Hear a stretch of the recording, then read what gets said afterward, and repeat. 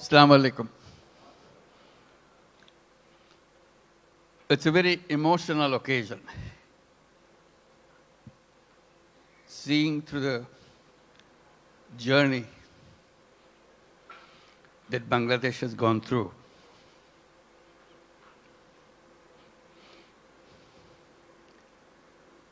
The people who are just presented,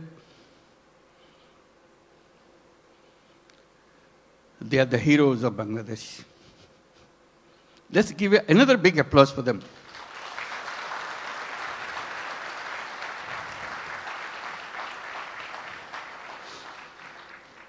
Another standing ovation for our new citizen, Kyu Hak Sang. Thank you. Wonderful. His dedication, his commitment. Thank you. Please have your seat. Just doesn't have any boundary. He loves Bangladesh. He worked for Bangladesh. He loves the nature of Bangladesh. I wish you could visit his factory. And he brought so many delegations this time to come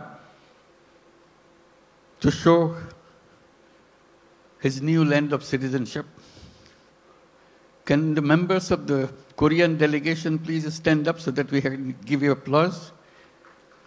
Yes, indeed. Thank you. Thank you so much. Wonderful. Yeah. Fantastic. This is your home too. We'll make this home beautiful home.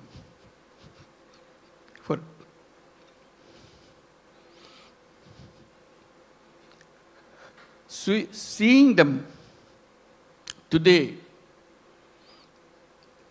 it's a journey that we have made the last 50 plus years. I was just remembering when we became an independent country in 1971. The celebration that we went through and commitment we made for building a new nation. Despite sacrifices of lives for achieving that independence, we rejoiced. We are free. That was 1971. Then came 1974.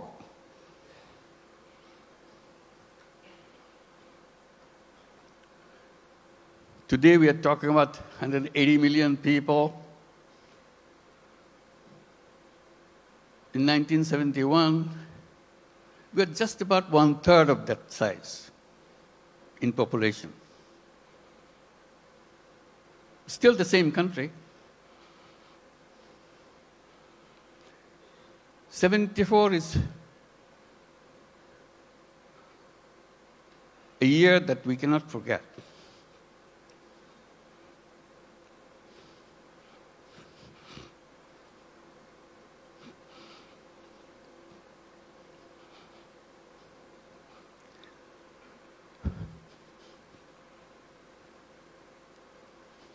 Sorry.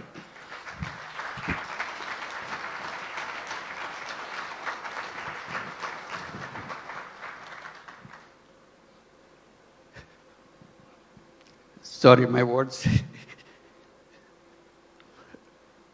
I cannot bring my word. People died of hunger. A famine throughout the country.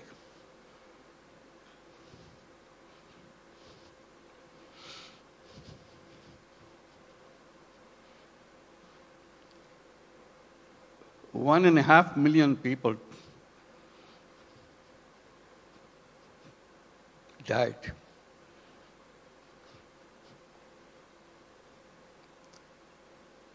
So that was the country we started with.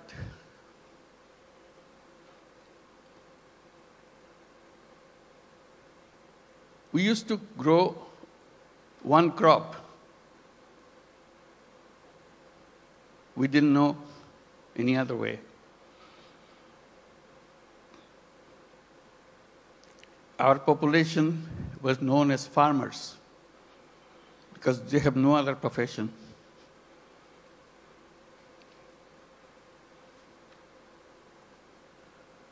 And of them,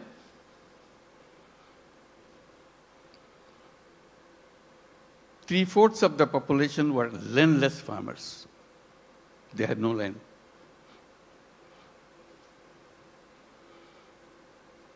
They used to lease in a tiny bit of land from the people who had little bit of land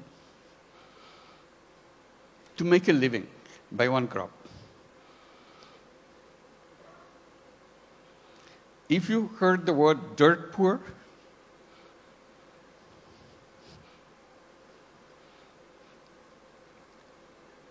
that was Bangladesh. Very difficult life. So if you take that journey from 1974 to 2025, it's an amazing journey. Here we're talking about all these big industries and so on, and inviting you from so many countries to set up more industries. We're talking about the big market, talking about the big, intelligent young population.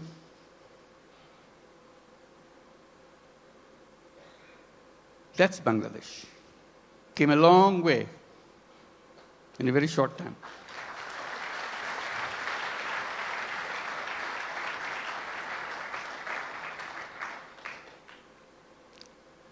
In that famine-ridden country, one little initiative came just to relieve the burden of watching what's going on. To help people to lend money, tiny little money, $2, $3, so that they can start a business, focusing particularly, specifically on women. They are the most destitute of all. That became known as microcredit. We created a bank called Grameen Bank. Had no idea what this finally will turn out to be. But it turned out to be a global name.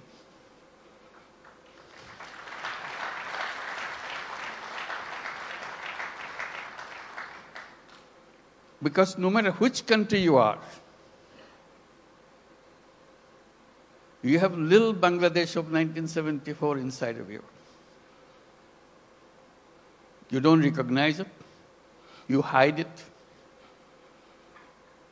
by giving public money to them.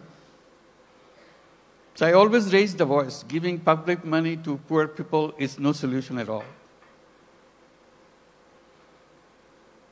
Solution is creating the structure, framework, will unleash the energy of the people. And microcredit was just a small effort of that.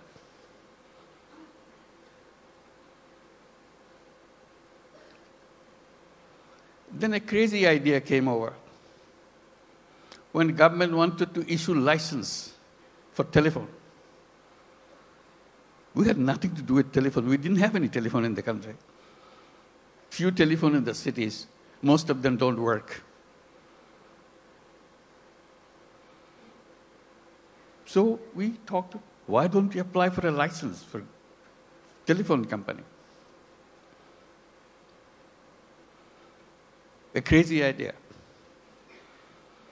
Government asked, what do you do with the telephone company? What business you got to do?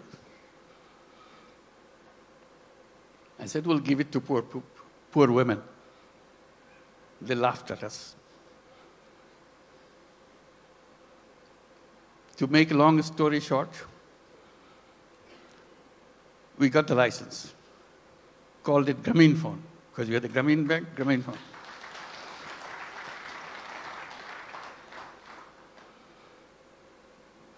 Nobody wants to partner with us because we have no knowledge, nothing. Because Bangladesh is no place for mobile phone. There's no market for mobile phone. Who wants to be partner? So we knock at every door, international doors. Nobody wants to partner. Finally, someone I personally knew in Norway, who happens to be chairman of Telenor. I explained to him, can you help me? I explained why we want to do this and why we want to bring the phone to the women. He took it seriously. But the company board doesn't agree with him. They said, what, Bangladesh? We never heard a name called Bangladesh. So it's a big effort for him. The more board rejects, he comes back again, explain again. Finally, he got it through. The company assessment was, at the peak of this company, you will have 200,000 user of the mobile phone in the whole country, 200,000. And you cannot make a living on this with this kind of clientele. He told me, I said, are you crazy? It will be at least 10 times more than that. That's the way I could figure. It became the largest telephone company in the country.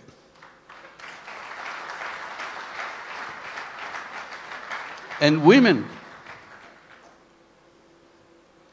were the recipient of those telephone handsets. To turn them into what we call telephone ladies, sell the telephone service of the company.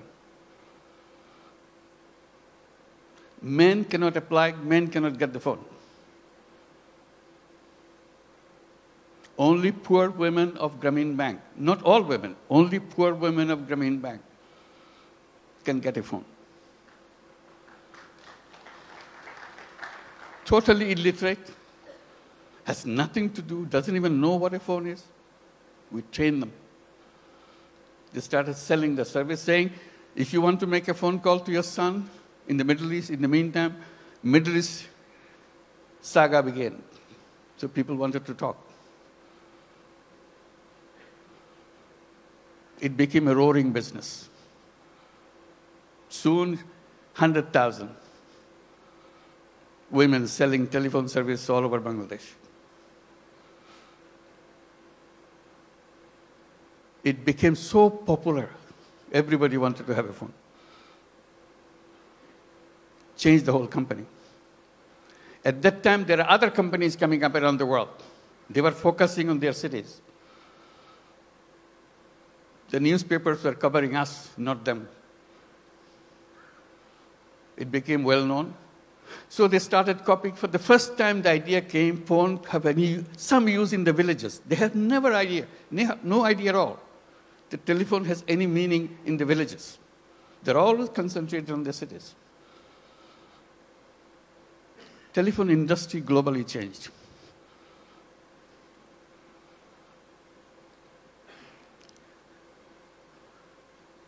I'm narrating this story a little bit because Bangladesh is a country with crazy ideas to change the world, make things happen.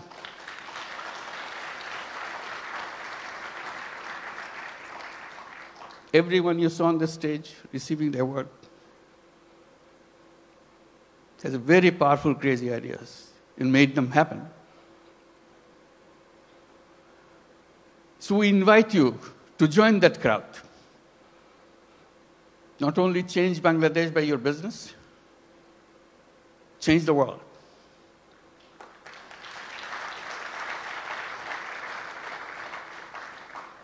I keep reminding people, Yes, you want to make profit, go ahead, make profit. Maximize as much as you can. But we can add a little piece into it. Social purpose. You don't have to get disrupted by that. It's something that you can do, you have fun. Like many of you do already.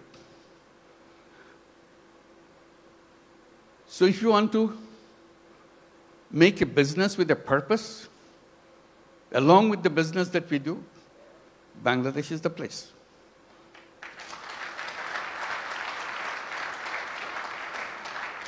You will not know what your business will be like. Why the whole world is following you. Why suddenly you look back, how did it happen? Bangladesh makes it happen.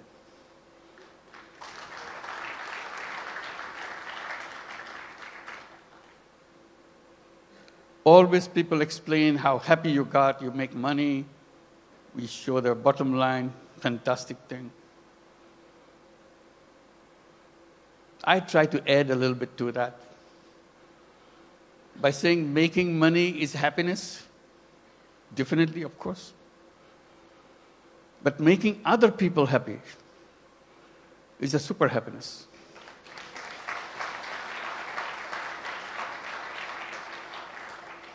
If you have business in Bangladesh, you will have both happiness and super happiness.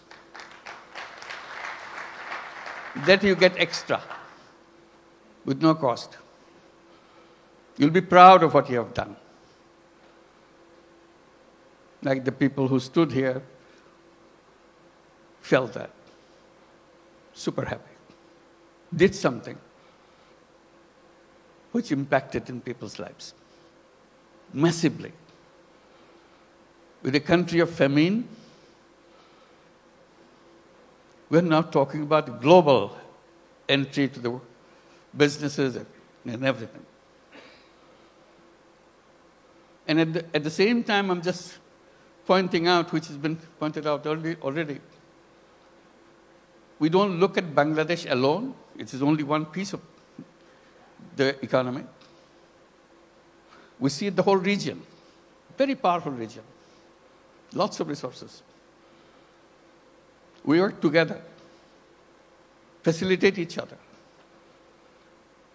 It's not the business to grab everything out of you, it's a competition, you grab things. We twist a little bit. You earn money, but earning money together, changing the life of the people together, is a fun, is something that immeasurable. And each of your company can enjoy that super happiness by expanding and reaching out. Reaching out, the impact that you make, you never explored. Just a little opening. That's the magic.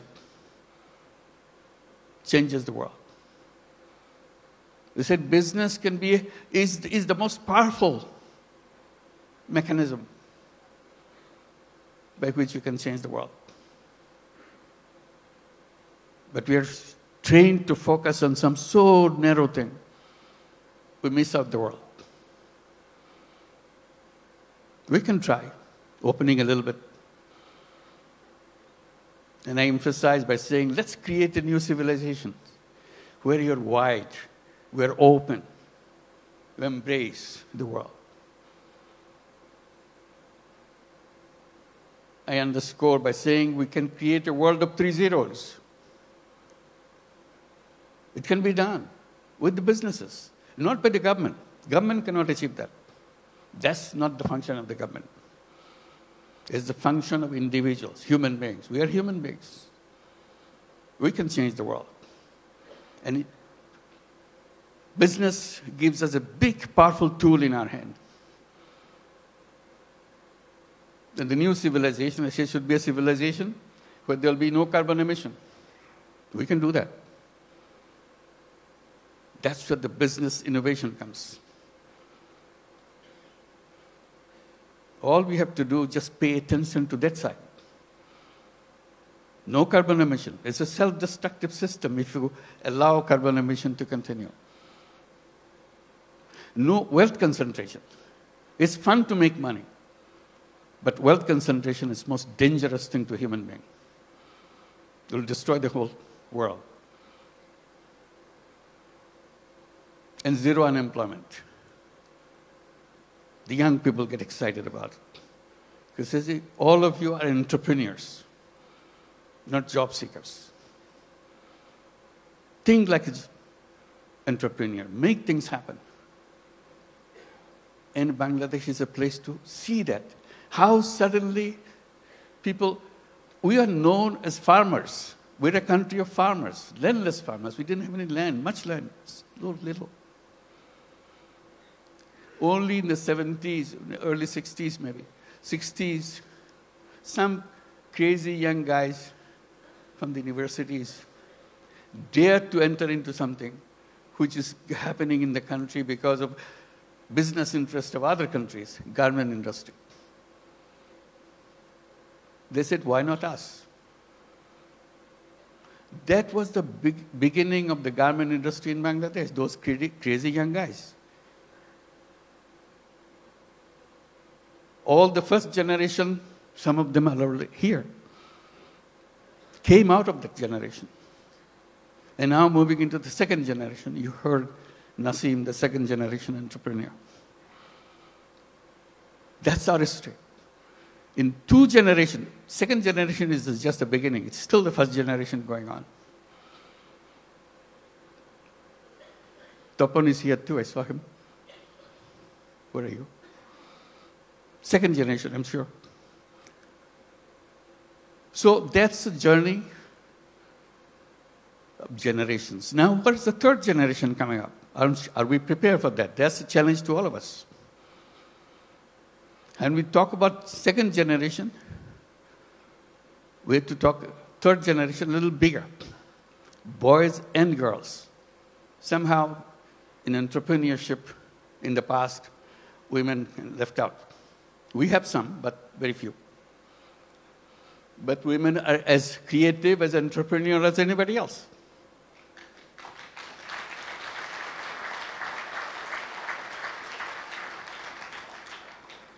Together, those young generation will change the world. They have the technology, they have the creativity, innovativeness, and problem-solving ideas. We don't have to look at the problem the same old way that we did 50 years back, waiting for the government to do something. We people can do that. That's a chance. So today it makes me very happy that we can gather together, and talk about creating that world. It's not just business in a limited idea, which is good, but you can have another space remains unutilized.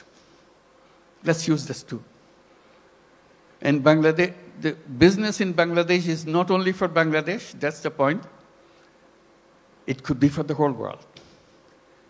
Who ever thought that microcredit, which started in a tiny little village, now would be a prime business in the United States, in America?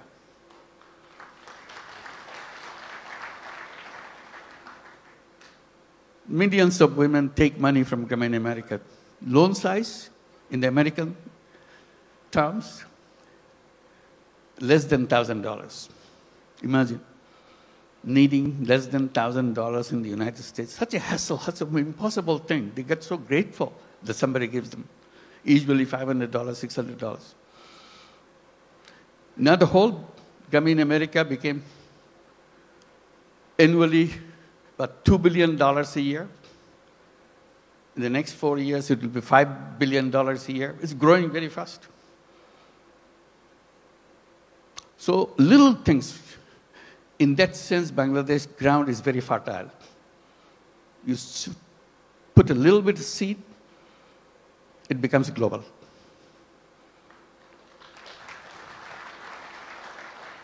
I wish I could tell all the stories that happen in Bangladesh, but I get very tempted, but they're all here. Talk to them, find out. And we welcome you to join us with that mission, creating a new world for the whole world. Thank you very much.